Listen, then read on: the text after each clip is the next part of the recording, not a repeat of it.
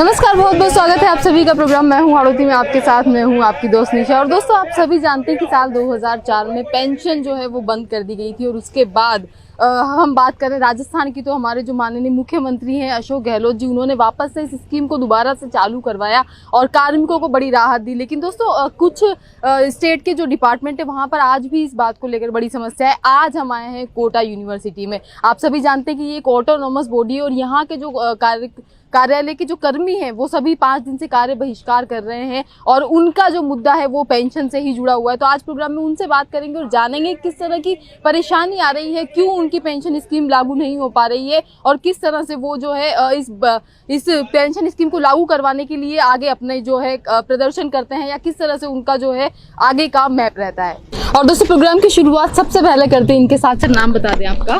मैं डॉक्टर विजय सिंह हूँ, director sports Kota university Kota. जी, क्या मैटर चल रहा है सर यहाँ पर?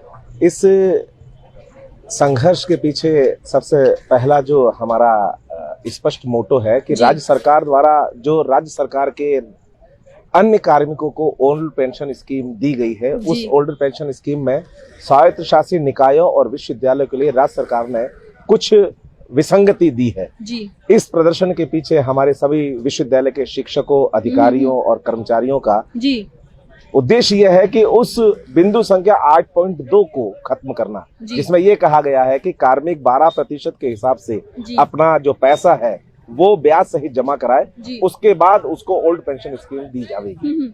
यहाँ पर एक और बात कहना चाहूंगा, राज्य सरकार के जब भी कोई राजकीय कार्य होते हैं, यथा चुनाव हुए या अन्य कोई भी काम, जब उन कामों को करवाना होता है तो विश्वविद्यालय के कार्मिकों को भी राज्य सरकार के कार्मिक के रूप में ट्रीट करा जाता है।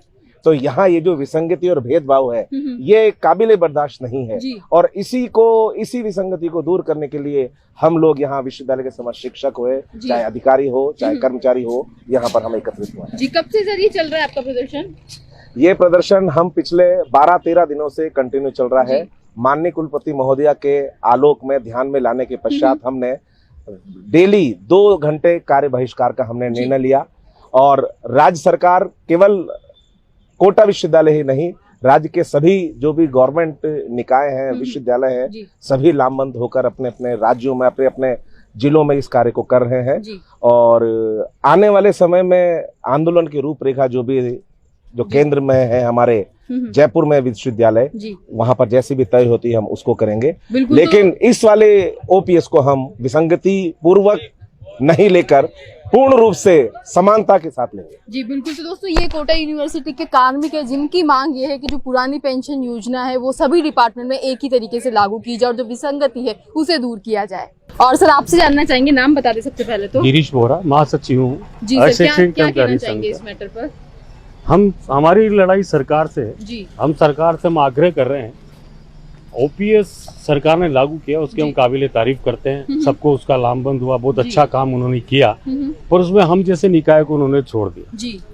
सरकार ने ये कहा कि हम आपका पैसा जमा कराइए जब हम आपको ओपीएस का लाभ देंगे।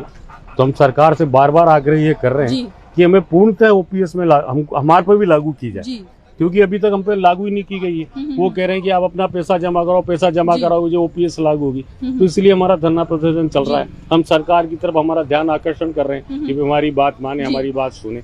इसलिए हम पिछले बार 10-12 दिन से आंदोलन कर रहे हैं। तो 2 घंटे कार्य बहिष्कार यहाँ पर किया जा रहा है कार्मिकों द्वारा। कोटा यूनिवर्सिटी के कार्मिक अपने कार्य का बहिष्कार कर रहे हैं ताकि जो समान पेंशन योजना है उसका वो हिस्सा बन सके। और दोस्तों, प्रोग्राम में आगे हमारे साथ कौन है ये जानते हैं। सर, नाम बता दें आपका। मैं प्रवीण भार्गव, कोटा विश्वविद्यालय में परीक्षा निरीक्षक। 7 तारीख को राजस्थान के समस्त विश्वविद्यालय और स्वायत्त शासी निकायों ने मिलकर शहीद स्मारक पे 1 दिन का सामूहिक अवकाश लेकर धरना दिया था। माननीय मुख्यमंत्री द्वारा एक के बाद एक जारी की जा रही घोषणाओं में एक घोषणा ये भी थी कि 2004 के बाद जो अधिकारी, कर्मचारी, शिक्षक नियुक्त हुए हैं उनको ओल्ड पेंशन स्कीम का बेनिफिट दिया जाएगा। राज्य सरकार के कर्मचारियों को तो ये बेनिफिट दे दिया गया है, पर हमारे यहाँ स्वास्थ्य शासी निकायों में एक कंडीशन डाल दी गई है कि एनपीएस में जितना पैसा जमा है, जो कि केंद्र राज्य के बीच विवाद का विषय बना हुआ है, उतना ऑटोनोमस बॉडीज के कर्मचारी जमा कराएं, तब हम आपको ओल्ड पेंशन का ऑप्शन भर के दें और जी ये सुविधा देंगे। तो इस विभेदकारी नीति के विरुद्ध जी के राज्य सरकार के अन्य कर्मचारी और स्वायत्त शासित निकाय के अन्य कर्मचारियों के बीच इस तरह की जो शर्त लगाई गई है, उस शर्त को हटाने के लिए हम लोग पूरे राजस्थान में जी समस्त विश्वविद्यालयों के शिक्षक, टीचर, जी अधिकारी, कर्मचारी सामूहिक रूप से ये प्रयास किए जा रहे हैं कि अच्छी नीतियों में इस शर्त, विभेदकारी शर्त को हटा करके पूर्णतः हमें लाभ तो दिया जाए। आपका मतलब ये मांग आपकी ये है कि जो भेदभाव किया जा रहा है उसे दूर किया जाए, ये यहाँ के कार्मिकों की मांग है। और आगे कुछ और लोगों से हम बात करेंगे और जानेंगे वो क्या कहना चाहते हैं इस विषय पर। और दोस्तों प्रोग्राम में आगे अब कुछ महिला स्टाफ हमारे साथ है तो उनसे भी हम जानेंगे। मैम नाम बता दें आपका। सीमा मेवाड़ा। जी मैम क्या कहना चाहेंगी। मेरा यही कहना है कि जैसे और विभागों में पेंशन चालू की है और बिना भेदभाव किए उनसे कोई कंट्रीब्यूशन नहीं लिया है, तो हमसे भी क्यों लिया जा रहा है। इस तरीके का भेदभाव हमारे साथ नहीं होना चाहिए। जैसे और विभागों में पेंशन पुरानी पेंशन में ले लिया गया है, उस तरीके से हमें भी इसके अंदर लिया जाए। और दोस्तों प्रोग्राम में आगे अब कौन है हमारे साथ जान लेते हैं। मैम नाम बता दें आपका। नविता पारिक। जी मैम बताएं। तो मैम ने जैसे कहा वैसा ही, मतलब भेदभाव नहीं होना चाहिए और जो सबके साथ हो रहा वैसा हमारे भी साथ। जी तो समान पेंशन योजना, ये जो कार्मिक है वो सभी ये चाहते हैं कि जो समान पेंशन योजना है उसका इन्हें हिस्सा बनाया जाए। और दोस्तों प्रोग्राम में आगे अब कुछ और स्टाफ से हम बात करते हैं। मैम नाम बता दें आपका। विजया जैन। जी मुख्यमंत्री महोदय, मेरा दिल से आपसे निवेदन है, कार्मिक अधिकारी, पूरा विभाग, विश्वविद्यालय, स्वायत्त शासी संस्थान जी क्यों भेदभाव किया जा रहा है। स्वायत्त शासी संस्थानों के साथ ही क्यों भेदभाव किया जा रहा है। हम लोगों के संघर्ष को समझें, जानें जी। और मेरी विनती है, हम सभी की विनती है आपसे कि जल्द से जल्द इस दिशा में आप कोई कदम उठाएं और हम लोगों को सांत्वना दें, जिससे कि सभी में संघर्ष आप कर रहे हैं, किस तरह से आर्थिक भार आएगा आपके ऊपर अगर ये विसंगति दूर नहीं होती आर्थिक तो? भार जैसे कि कार्मिकों का आप ले लीजिए, आर्थिक भार तो वाजिब है, कहाँ से लाएंगे इतने प्रतिशत पे पैसा, कहाँ से लौटाएंगे, इस बात पे गौर फरमाया जाए। और मेरी विनती है, हम सभी की विनती है, हृदय से विनती है कि प्लीज हमारी पुकार सुनिए। मुख्यमंत्री महोदय से मेरी हार्दिक विनती है कि इस समस्या का जल्द से जल्द निपटान किया जाए। धन्यवाद। बिल्कुल, तो समस्या का समाधान ये चाहते हैं। और आगे मैम आपसे भी जानना चाहेंगे, नाम बता दें। दिशा चित्तौड़ा। जी क्या कहना चाहेंगे। मैं चाहती हूँ कि राजस्थान सरकार के द्वारा जो बिंदु संख्या 8 की शर्त लगाई गई है वो हटाई जाए। जो कर्मचारियों पर जो भार पड़ रहा है 12% की दर से 5 लाख से 50 लाख तक का कर्मचारियों पर भार पड़ रहा है, वो शर्त हटाई जाए जिससे कि कर्मचारियों को राहत मिले। जी और वो पेंशन योजना का पेंशन हिस्सा बन योजना। सके। मैम नाम बता दें आपका। ऋतु चिरानी। जी मैम बताएं।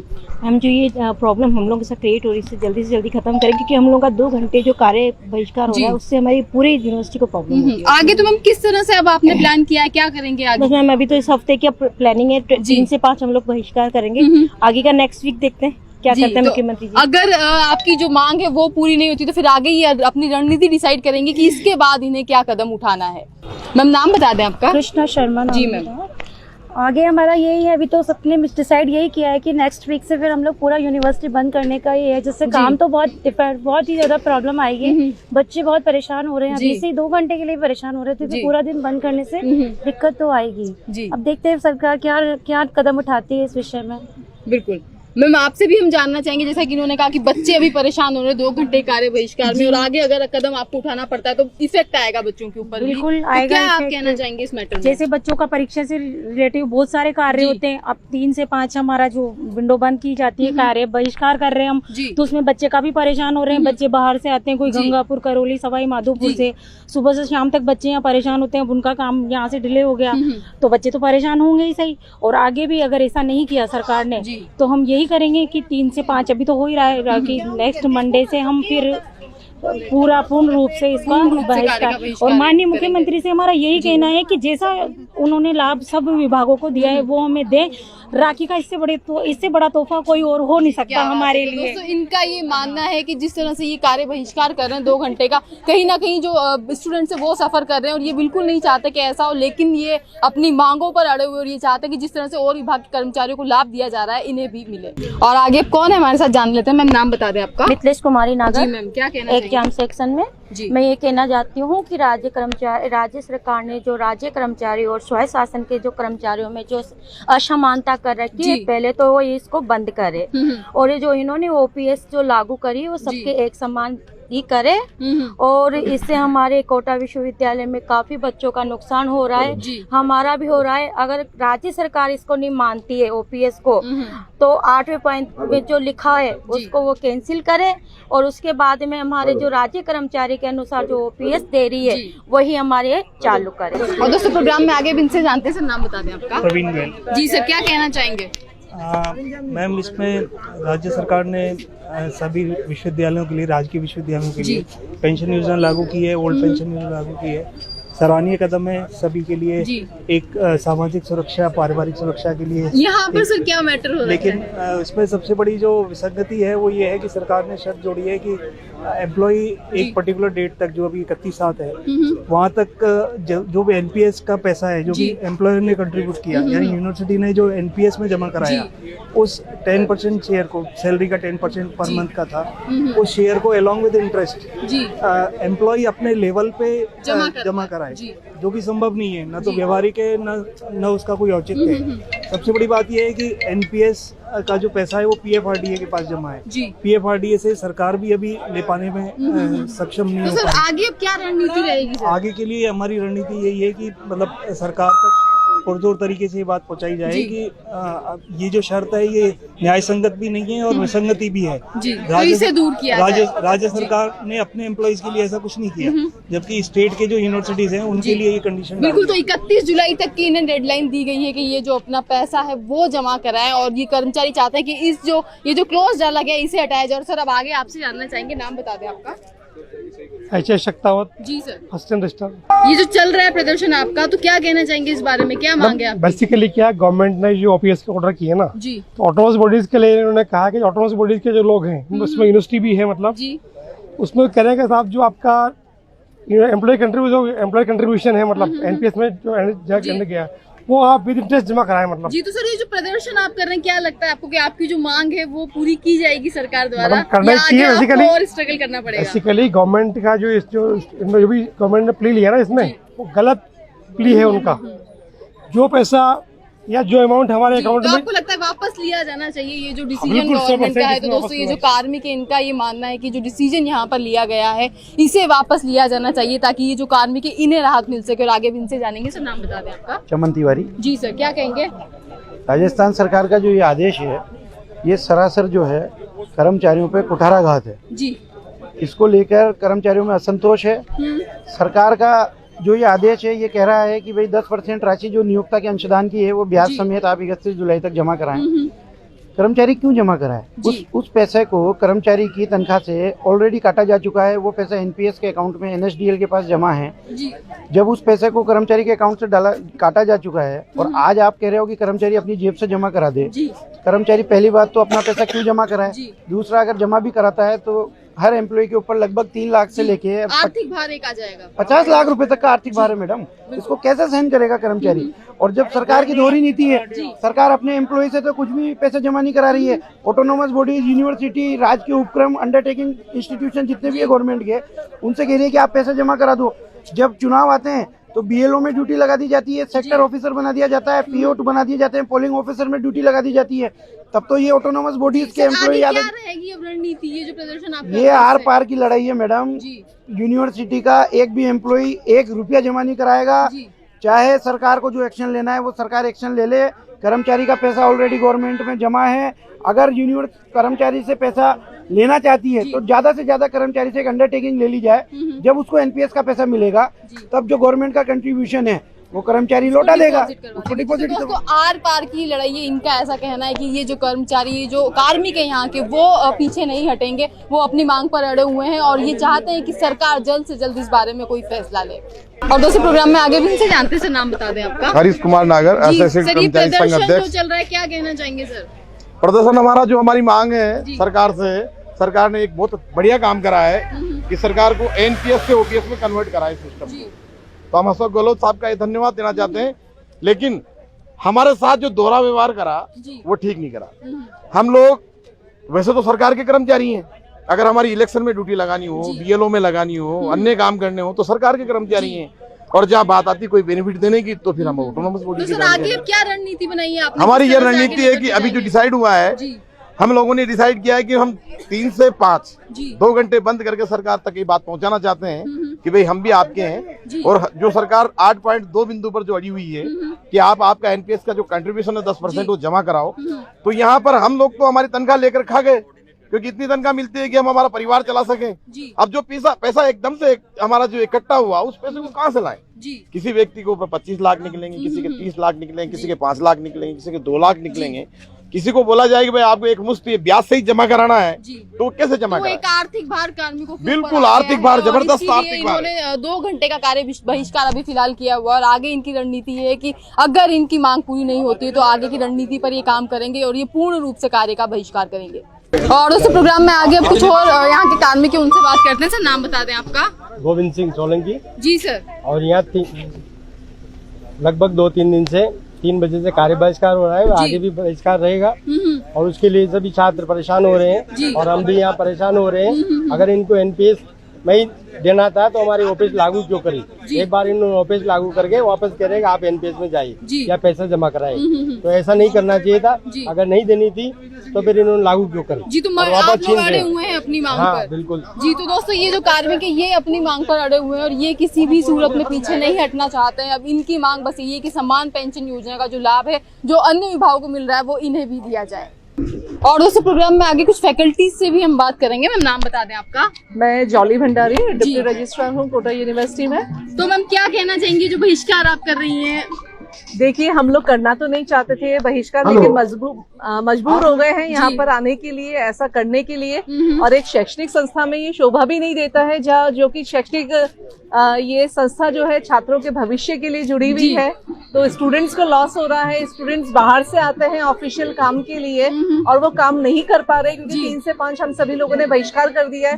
लेकिन हम लोग मजबूर हैं क्योंकि सरकार ने ऐसा क्लॉज डाल दिया है ओल्ड पेंशन स्कीम में जो हम लोगों को बिल्कुल भी मतलब हम स्वीकृति हम सहमत नहीं है, क्योंकि हम लोगों ने पेंशन में जमा किया है और हमारी संस्था ने भी जमा किया है। जब एक बार हम लोग दे चुके हैं तो दोबारा हम पर वो तो ना चाहते हुए भी आपको कार्य का बहिष्कार करना पड़ा और ये चाहते हैं कि छात्रों का कोई नुकसान ना हो, लेकिन फिर भी जो इनकी मांग है उसे लेकर के ये अड़े हुए हैं और चाहते हैं कि किसी तरह से इनकी जो मांग है वो सरकार तक पहुँचे, पूरी की जाए। मैम आपसे भी जानना चाहेंगे, नाम बता दें? डॉक्टर शिखा दादिस जी, सहायक कुल सचिव हूँ कोटा विश्वविद्यालय कोटा में। जैसा कि आप सबको विदित है, कोटा विश्वविद्यालय कोटा पिछले 1 हफ्ते से हमारा प्रदर्शन चल रहा है कि हम ओल्ड पेंशन स्कीम को पूरा लेके रहे हैं। उसमें बिंदु संख्या 8 के लिए ही केवल हमें निवारण तो चाहिए। ये जो प्रदर्शन आप कर रहे हैं पिछले कुछ दिनों से और आगे भी जारी रखने का, आपको क्या लग रहा है आपको कि सरकार जो आपकी मांगे उसे पूरी करेगी? देखिए हमें पूरी हमें उम्मीद है कि सरकार हमारी मांगों की सुनवाई करेगी, क्योंकि अभी तक इस सरकार द्वारा सभी की सुनवाई की गई है। तो अभी भी हम यही मान के चल रहे हैं कि हम हमेशा सरकारी कार्यों में लगे रहते हैं, तो सरकार भी हमारी बातों को मानने का पूरा प्रयास आप कर रहे हैं और साथ ही एक उम्मीद है इन्हें कि ये जो प्रदर्शन कर रहे हैं उसका कोई अच्छा ही समाधान इन्हें मिलेगा और इनकी मांगे पूरी की जाएगी। मैम आपसे भी जानना चाहेंगे? बस जैसा कि आप सभी से सुन चुके हैं वही बात हमारी भी है कि छात्रों को परेशानी तो आ रही है और हमें इस बात का अफसोस भी हो रहा है, लेकिन हमें पूरी आशा भी है कि सरकार हमारा साथ अवश्य देगी, हमारी मजबूरी को समझेगी। हम एक साथ इतना पैसा नहीं चुका सकते, हम लोग छोटी छोटी तनख्वाह वाले लोग हैं और एनपीएस के थ्रू जो हमारा पैसा जमा हुआ है तो उसका निवारण बहुत जरूरी है। और ओपीएस में आना तो देखो सब वाजिब है कि हम आना ही चाहते हैं, तो सरकार को आर्थिक भार जो ऊपर पड़ रहा है वही सबसे बड़ी समस्या है, क्योंकि हम लोग आर्थिक भार को चुकाने में अभी समर्थ नहीं है। कई कर्मचारी तो ऐसे हैं जिनका कि रोज का खर्चा ही उतनी सैलरी से होता है, तो आर्थिक भार इतना 10 लाख 15 लाख 25 लाख कैसे चुकाएंगे? दोस्तों ये जो मांग है वो बस इतनी है कि जो आर्थिक भार इनके ऊपर अलग से पड़ रहा है उसे दूर किया जाए और समान पेंशन योजना का इन्हें भी भागीदार बनाया जाए। और दोस्तों प्रोग्राम में आगे हमारे साथ कौन है ये जानते हैं, नाम बता दें सर अपना? मैं विजय प्रताप सिंह पानेड़ा, पूर्व शासन अध्यक्ष कोटा। तो सर जिस तरह से बहिष्कार चल रहा है अभी 2 घंटे का है और एक आदमी कह रहे हैं कि अगर मांग नहीं मानी जाती तो पूर्ण रूप से कार्य बहिष्कार करेंगे, तो छात्रों के हित पर किस तरह से इसका प्रभाव पड़ेगा? अभी भी क्लासें टाइम पे लग नहीं पा रही हैं, जो यूनिवर्सिटी के कार्य हैं वो भी पूरे टाइम तक नहीं हो पाते हैं। बच्चे दूर दूर से आते हैं, यहाँ से परेशान होकर वापस लौटते हैं। तो इससे नुकसान तो ऐसे बच्चों का भी है, यहाँ जो काम हो रहे हैं उनमें भी नुकसान है जी। तो हम सब भी यहाँ सब साथ में हैं, जब भी जरूरत पड़ेगी हम आगे खड़े रहेंगे। जी, तो मतलब आप इन कार्मिकों के साथ हैं, स्टाफ के आप साथ हैं और आपको लगता है कि इनकी जो मांग है वो जायज है? होनी चाहिए, बिल्कुल जायज मांग है जो पूरी होनी चाहिए। तो दोस्तों ये पूर्व छात्र अध्यक्ष हैं जो चाहते हैं कि इन कार्मिकों की मांग को पूरा किया जाए, इनका समर्थन इनके साथ है और उनका मानना है कि अगर इस तरह से कोई विसंगति होती है और कार्य का बहिष्कार होता है तो छात्रों के हित पर इसका बहुत जो है प्रभाव पड़ेगा। आगे इनसे जानते हैं, नाम बता दें आपका। चंद्रशेखर नागर, पूर्व छात्र संघ अध्यक्ष, कोटा विश्वविद्यालय क्या कोटा। कहना चाहेंगे? अगर जैसे कार्य रुकता है तो स्टूडेंटों पे काफी प्रभाव पड़ेगा और अभी भी काम लगभग 3 घंटे चल रहा है और छात्र बाहर से आ रहे हैं, कोई कोटा, बूंदी, बाराजला, वारसा, माधोपुर, करौली से, और अभी भी कई बच्चे ऐसे हैं जो वापस चले गए हैं। तो उनका किसी को बीएड में एडमिशन लेना है, किसी को किस में एडमिशन लेना है, उनकी मार्कशीट टाइम पे बन नहीं पा रही है। तो हम ये चाहते हैं कि अगर इनसे इनकी मांगे जल्दी से जल्दी अगर पूरी हो जाएगी तो छात्रों को समस्या नहीं आएगी। इनमें हम सब इनके साथ हैं और जब तक ये करेंगे हम इनके साथ रहेंगे। जय हिंद, जय भारत। जी, तो दोस्तों ये जो स्टूडेंट है, ये जो पूर्व छात्र संघ अध्यक्ष है, ये भी इस बात का समर्थन कर रहे हैं कि जो मांग है यहाँ के स्टाफ की, यहाँ के कार्मिकों की, उसे पूरा किया जाए ताकि जल्द से जल्द जो काम है वो पूर्ण रूप से सुचारू रूप से हो सके और बच्चे जो जगह जगह से यहाँ पर पढ़ने के लिए आ रहे हैं वो परेशान ना हो और एक सिस्टमेटिक तरीके से पूरी यूनिवर्सिटी रन हो सके। तो दोस्तों आज के प्रोग्राम में हमने बात की यहाँ के कार्मिकों से। कोटा यूनिवर्सिटी में हम आए और यहाँ से हमने जाना कि लोगों में किस तरह से आक्रोश है और पुरानी पेंशन नीति को सभी लोग चाहते हैं कि जिस तरह से अन्य विभागों में लागू हुई है यहाँ भी लागू की जाए और समान रूप से यहाँ के जो कार्मिक है उन्हें इसका लाभ मिल सके। तो आज के एपिसोड में बस इतना ही। इजाजत दीजिए निशा को। नमस्कार।